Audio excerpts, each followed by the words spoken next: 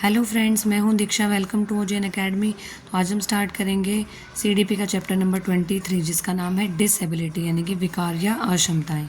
तो हम इसमें बात करेंगे विकार की। देखिए विकार क्या होता है, डिसेबिलिटी क्या होता है, नॉन एबिलिटी टू डू, मतलब विकार क्या होता है, नए करने की क्षमता। ठीक है, कुछ भी जो है कर नहीं पा रहे हैं। ठीक है, जैसे पहला आता है, पहला जो विकार रहेगा, पहले डिसेबिलिटी है डिसलेक्सिया। डिसलेक्सिया होती है पढ़ने में प्रॉब्लम, प्रॉब्लम इन रीडिंग यानी कि पढ़ने में समस्या। डिसग्राफिया होती है प्रॉब्लम इन राइटिंग यानी कि लिखने में समस्या है। डिसकैलकुलिया यानी कि न्यूमेरिकल डिसेबिलिटी होगी। ठीक है, यानी कि मैथ्स में दिक्कत होगी, संख्यात्मक अक्षमता है। अफेजिया, अफेजिया क्या होता है, language disorder that affects a person's ability to communicate. इसमें क्या होता है, ये एक भाषा विकार है जो किसी व्यक्ति की संवाद करने की क्षमता को प्रभावित करता है। इसमें जो है कम्युनिकेट करने में दिक्कत आती है। फिर आता है ऑटिज्म स्पेक्ट्रम डिसऑर्डर यानी कि एएसडी।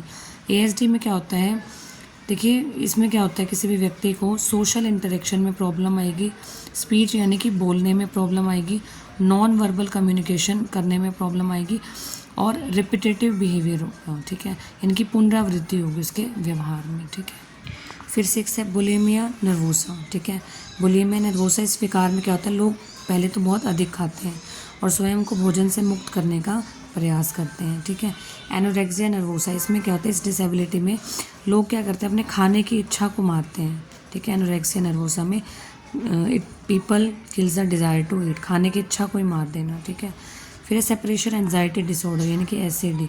इसमें क्या होता है, इसमें व्यक्ति को घर के अन्य लोगों से मतलब अलग होने का डर होता है इसमें। ठीक है, कि वो अलग ना हो जाए। ठीक है, फिर है attention deficient hyper active disorder यानी कि एडीएचडी। इसमें बच्चों को ध्यान देने, आवेगी व्यवहारों को नियमित करने में परेशानी हो सकती है। ठीक है, एडीएचडी वाले बच्चे ज़्यादा उतावले होते हैं। फिर आते हैं डिसऑर्थोग्राफिया यानी कि स्पेलिंग रिलेटेड डिसऑर्डर यानी कि वर्तनी संबंधी विकार। ठीक है, डिस्थीमिया यानी कि फिजिकल वीकनेस होगी। डायमेशिया, डिमेशिया होता है चिंतन शक्ति में कमी होना, चिंतन शक्ति में कमी होगी। फिर आता है चैप्टर नंबर 24 यानी कि फोबिया या फिर डर या भय। ठीक है, तो इसमें हम बात करेंगे फोबिया की। देखिए सबको कोई ना कोई फोबिया होता है, डर होता है मतलब, और ये डर कोई रियल नहीं होता, हम वैसे ही डर रहे होते हैं। ठीक है, वो फोबिया होता है।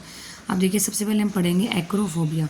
एक्रोफोबिया होता है फियर ऑफ हाइट्स, ऊंचाई का डर हो।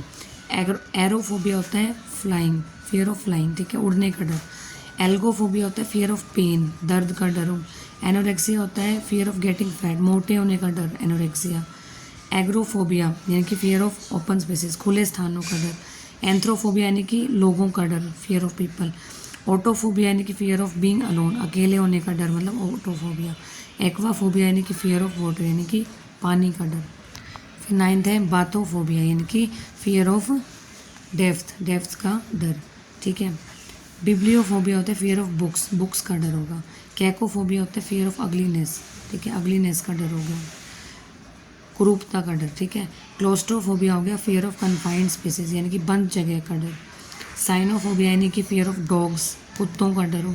डिप्सोफोबिया यानी कि फियर ऑफ थ्रस्ट, प्यास का ना, किसी को लगता है बार बार प्यास लग रही है। ठीक है, ये प्यास ना लग जाए, तो इस तरह से। एर्गोफोबिया यानी कि फियर ऑफ वर्क, काम का डर। जीनोफोबिया यानी कि फियर ऑफ मैरिज, शादी का डर हो, जीनोफोबिया। होमोफोबिया यानी कि फियर ऑफ होमोसेक्सुअलिटी, समलैंगिकता का डर, समलैंगिकता का डर।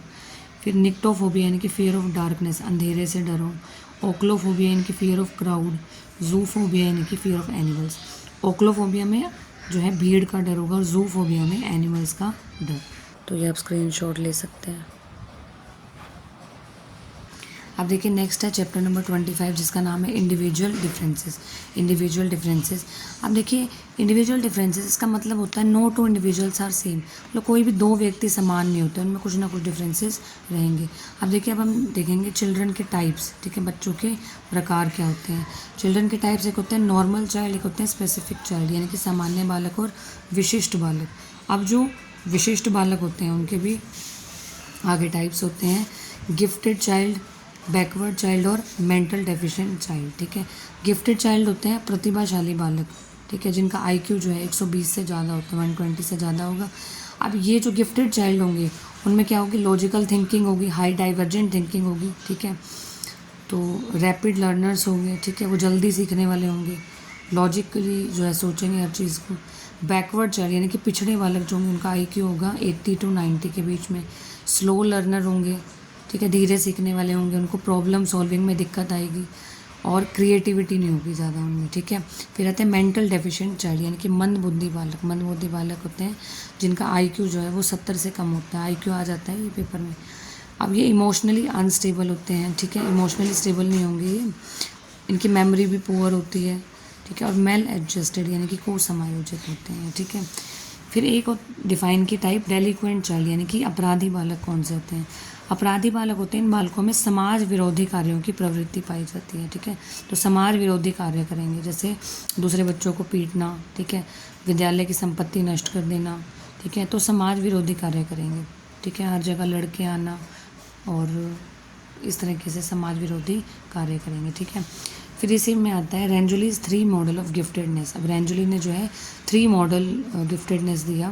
रेंजुली ने कंसीडर किया कि 3 फैक्टर्स इंपॉर्टेंट हैं डेवलपमेंट के लिए, ठीक है। गिफ्टेड बिहेवियर के लिए 3 फैक्टर्स इंपॉर्टेंट है, कौन कौन से।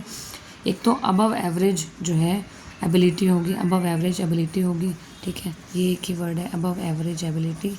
पहला है अबव एवरेज एबिलिटी, फिर क्रिएटिविटी और टास्क कमिटमेंट। तो इन तीनों से जो है जो एक बिहेवियर कॉमन बिहेवियर रहेगा वो होगा गिफ्टेड बिहेवियर, ठीक है।